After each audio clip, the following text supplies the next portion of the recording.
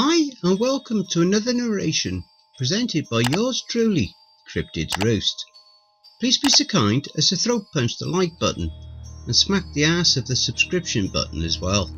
And remember to tap the notification bell and then select all. That way you'll receive all notifications each time I upload a new video. Oh, and don't forget to share the video far and wide. This will all help with YouTube's algorithm and will help promote the channel more. If you enjoy listening to the following story, be sure to pop over to the author's Reddit profile and drop them a line, or even give them a glowing review.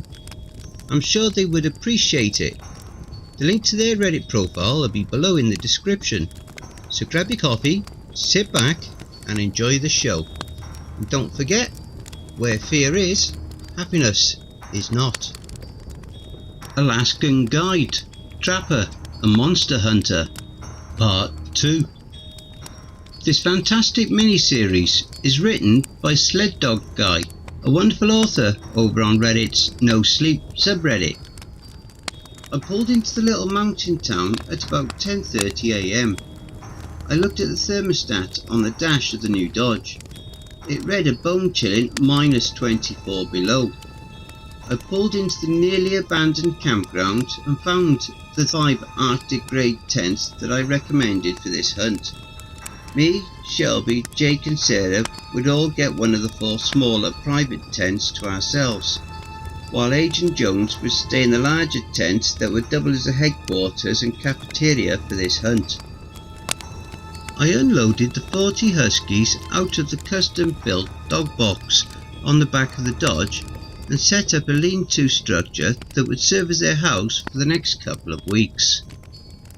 I then made my way to the HQ tent and checked the fire burning in the wood burning stove. It was nearly out. I mentally questioned my team's basic winter survival abilities, while I patiently built a roaring fire to warm the tent. I was enjoying the warmth of the fire when I heard the black SUV pull into the campsite. "Whoa, nice ride," Jake commented on the new truck. "I thought you drove an old Ford," Sarah questioned. "I did," I replied while looking sharply at Jones. Jake, putting 2 and 2 together, jokingly questioned, "You bought him a truck? Where's my bonus?" Jones, always serious, answered, We needed dogs, and do you know another musher with a security clearance?" Shelby then broke into our conversation. "Come on, the pizza is getting cold." We went inside and ate, and then Jones broke the small talk.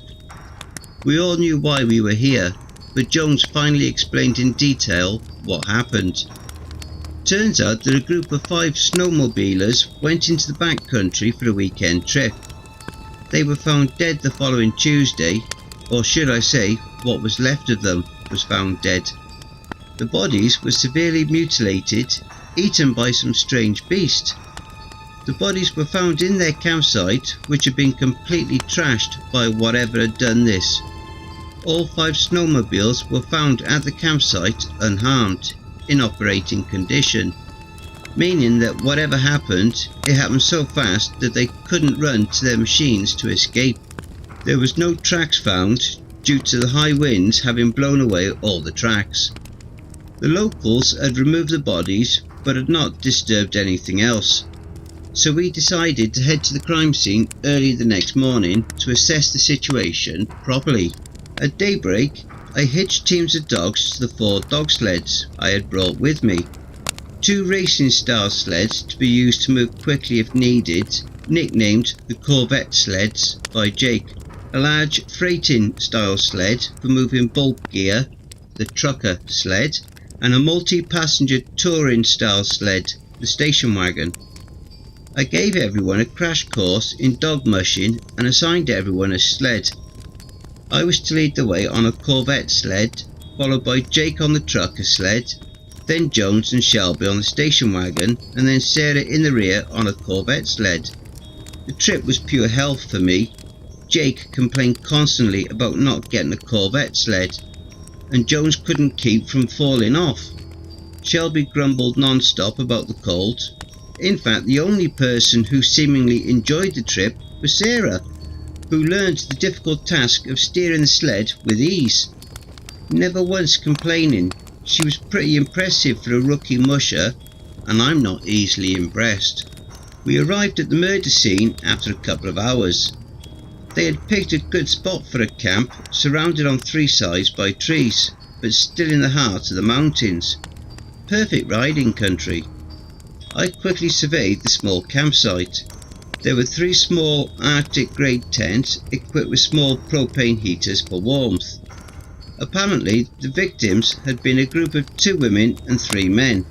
The tents were collapsed from the snowstorm on the night of the murder, but upon entering the last semi-standing tent, I found about a dozen beer cans on the scattered floor of the tent, with another 12-pack in the corner. I kicked around the snow and found the remains of a campfire.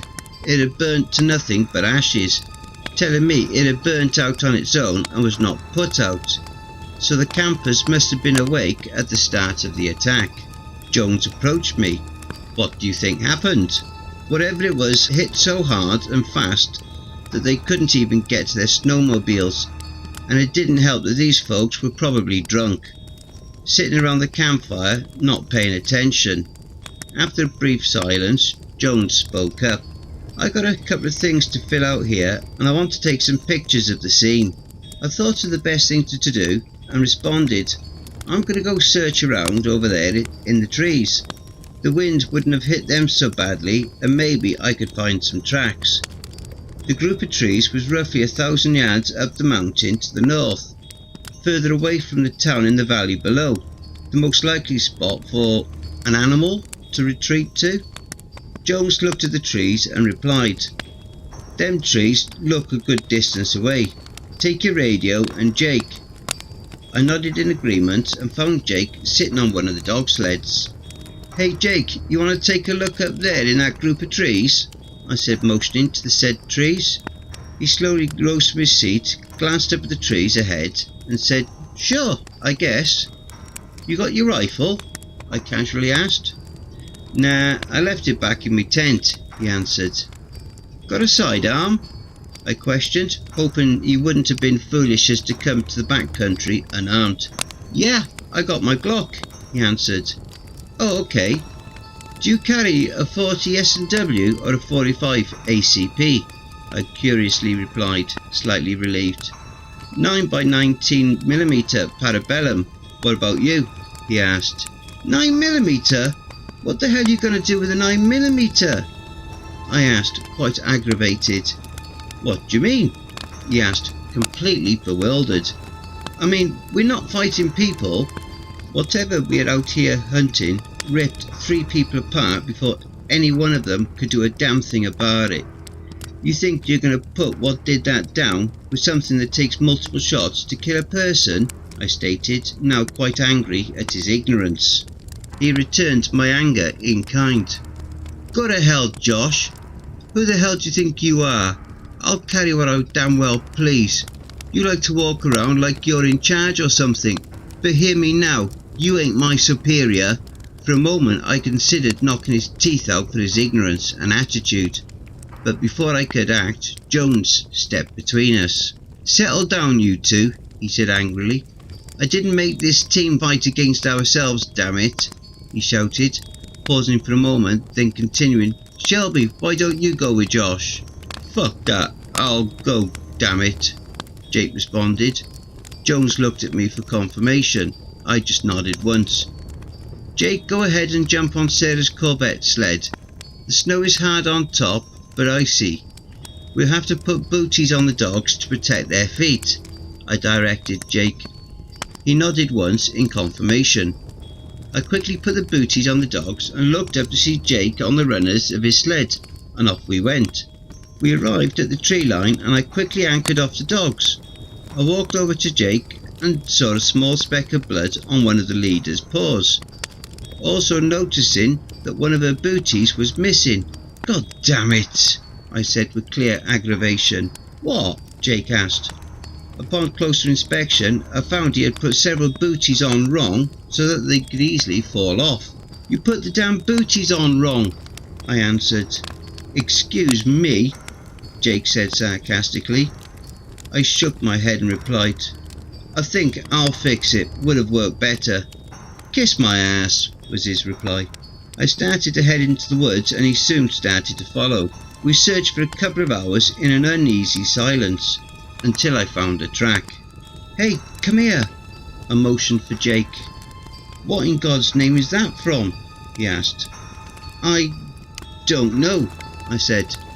The track was about 2 foot long and 1 foot wide, with long toes ending with 6-inch claws. They were fresh, fresher than they should have been. "They're heading north," I said, "but I want to see where they come from." "Follow the tracks backwards to find out," I told Jake. "Sure," he answered. "And take my rifle. Wouldn't want this thing to shove that 9mm up your ass," I mocked.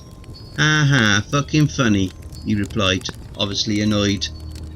I began following the tracks northwards, chuckling lightly to myself. What kind of fool would come up here with a damn pea shooter? Jake didn't strike me as an idiot, but now I found myself questioning my teammate. Even if he carried a small pistol and had an adequate rifle, he would at least be able to walk safely. But no, the dumbass left his rifle at camp. So now I'm left with nothing but my .45 Colt. While adequate, it lacked the range and sheer knockdown power of my .45-70. My internal rant was interrupted by the slightest movement out of the corner of my eye. I quickly spun towards it, crouched and focused my sights on it. The beast was climbing up a steep bluff 250 yards to my 10 o'clock. It was too far to accurately tell, but it looked to be at least 10 to 14 feet tall, with what looked like 3-foot antlers growing from its head. It finally reached a small ledge and stood, looking on the valley below him. I slowly pulled my pistol from its holster, knowing it would be useless at this range, but the familiar weight in my hand was reassuring. The beast luckily did not see me and turned and ducked into a low cave. I quickly made my way back down the mountain with extra caution. Finally I made my way to the 2 parked dog teams where Jake was waiting for me. "Where the hell have you been?" he questioned, handing back my rifle. "I saw it," I replied. "Seen what?" he asked with curiosity. "To hell if I know," I replied. We quickly readied the dogs and made our way to the ruins campsite where everyone had been waiting. On our arrival, Jones started questioning. "You two get lost?" "No, we found something," I replied. "Found what?" he asked. "Tracks coming from that ridge," Jake answered, pointing to a tall bluff about a mile to the west. "Fresh, only about an hour or 2 old," I added. "My guess is you followed them?" Jones asked me. "Yeah, I followed them," I answered. "And what did you find?" he asked again. "I don't really know," I answered. He nodded quickly. "Sarah!" he yelled. I quickly described the creature to Sarah while we packed our gear to go, answering any and all questions she had. Then we quickly returned to our campsite. I started a fire in Jones's tent. No one else could. While Sarah started to research what I had seen. I decided to ask Jake more about what he saw. "Hey Jake, you mentioned that you followed the tracks that led to that ridge. What can you tell me about them?" I asked. "Yeah, them tracks led right to that ridge, and well, it looked to me like it was watching," he answered. "Watching us, huh? It must be pretty smart," I stated. "Wonder why though?" Jake asked, no one in particular. "When wolves return to a kill, they'll sit back and watch before they'll come back in on the carcass, to make sure that nothing has disturbed it. If they see something wrong, they'll leave it alone. Too risky for them," I answered. "Yeah, if this thing is anything, it's smart," Sarah commented as she re-entered the tent. "What do you have on it?" I questioned. "It's pretty scary. From what you described to me, I think is what they call a Wendigo," Sarah answered. "I have heard a little from some of the native guides. They say a Wendigo is like a spirit of forest or something. They say that a Wendigo represents the evil of cannibalism, that if a person eats another, they become a Wendigo. They say that a Wendigo can drive a man mad and then possess him, making him crave human flesh. Wendigo often can represent extreme hunger, cold, and any sort of evil really, but I was always told it was just a legend, I informed the group. But our buddy didn't possess anyone, and nobody ate no one, so that doesn't cover it, Shelby pointed out. Science tells us that most legends are really just exaggerated versions of the truth, Sarah said. From what I've learnt about them is that they are a lot like the Yeti, but a thinner, taller version, she added. So, Bigfoot's Eskimo cousin? Jake asked assuredly. Pretty much, Sarah confirmed. So how do we trap it? Jones asked. It's a cave-dwelling creature, so the thing to do is wait until it leaves its cave, set your trap in the cave and simply wait until it returns. One problem though, I stated. What is it? Asked Jones. That cave trap method, it works with a bear or wolf when they leave to go hunting. But this thing leaves to hunt people, I answered. We'll close the whole area to people, blame avalanche danger or something, said Jones. Josh, draw up some design for a trap. I'll have a local start building it immediately. Then I need you to head out into the back country and tell everyone to go home. I don't need anyone else getting killed. Take someone with you. He issued me the order and I simply nodded my head and went to work. It was a good plan. I drew up an easy design for a large cage trap and sent Jones on his way. I thought about who to take and quickly decided on Sarah, as she was the best musher of our team, making for a much quicker trip. Sarah, you busy? I asked. No, not really. Why? She answered. I need someone that can actually ride a sled to help me evacuate the area. I was wondering if you would come, I said. Sure, let me grab my gear, she said. She went into a tent, then re-emerged a few minutes later with her winter gear and a pistol on her hip. What are you carrying? I asked. Oh, it's just my dad's old .357 mag, she answered nonchalantly. I smirked to myself as we were heading out, knowing Jake would be embarrassed to know that even an inexperienced Sarah knew to carry a large pistol. We searched the surrounding Maine countryside. We found a few different groups of snowmobilers and sent them home. Some gave trouble, but no one argued once I showed them my FBI badge Jones had supplied me. Things took a drastic turn when we were on our way back to camp. We were mushing along a trail that ran on top of a steep bluff that sloped down into the heavily forested valley and eventually a frozen river. That is where we saw it. The beast was following the river north, the opposite way we were travelling.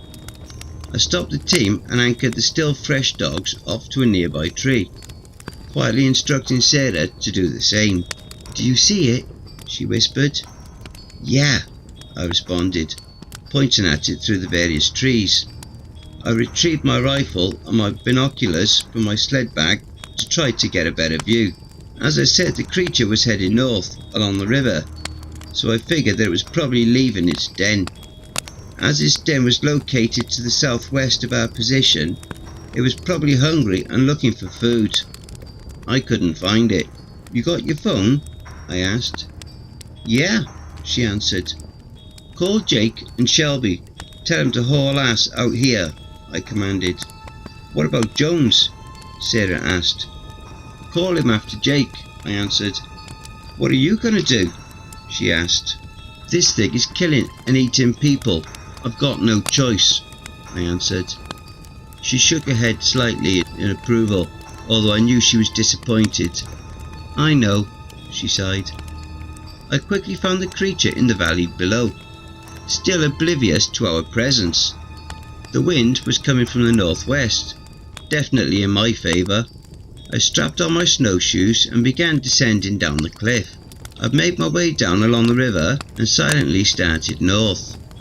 When I last saw the beast, it was still a little over a mile ahead of me, but because the snow was deep, it was moving slowly, much slower than me with my snowshoes. It took me over an hour, and it was almost dark when I found it. It had stopped at an unfrozen spot of the river to get a drink when I spotted it, so I silently laid on the ground and slowly crawled through the snow, its cold stinging my face, to a nearby ice-covered log. I steadied my rifle on the log, taking aim, then slowly cocking the rifle's hammer with a metallic click. The beast must have heard the click because it suddenly turned and stood just as I fired. The bullet hit the animal in the upper hip, knocking it to the ground on its stomach. The creature let out a pained howl as it struggled fruitlessly to get to its feet. I rose from my shooting position and approached the beast, intending to put the damn thing out of its misery. Just as I shouldered the rifle and worked its lever action, I heard Sarah scream. "Wait!" she yelled. I turned and looked down the river to see Jake and Sarah about 100 yards away, approaching quickly on the station wagon. They pulled up beside me and stopped the sled. "Trank darts," Jake said, holding up an air-powered dart gun. He walked over and shot the animal with one, and within a couple of minutes it was out like a light. "Do you think it will live?" Jake asked. "It should. I shot it in the hip," I answered. "Yeah, about that," Jake said, smirking. "It moved at the last second," I explained. "Uh-huh," Jake answered, still smirking. "At least I brought my rifle," I retorted with my own smirk. "Okay, fine," Jake said, chuckling slightly. "How are we going to get this thing out of here?" I wondered out loud.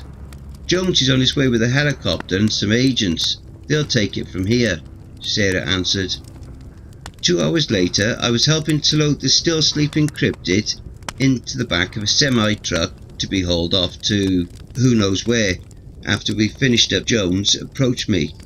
"You did another excellent job here, Josh," he complimented. "Just doing my job," I answered. "So can I count on you for more hunts in the future?" he asked.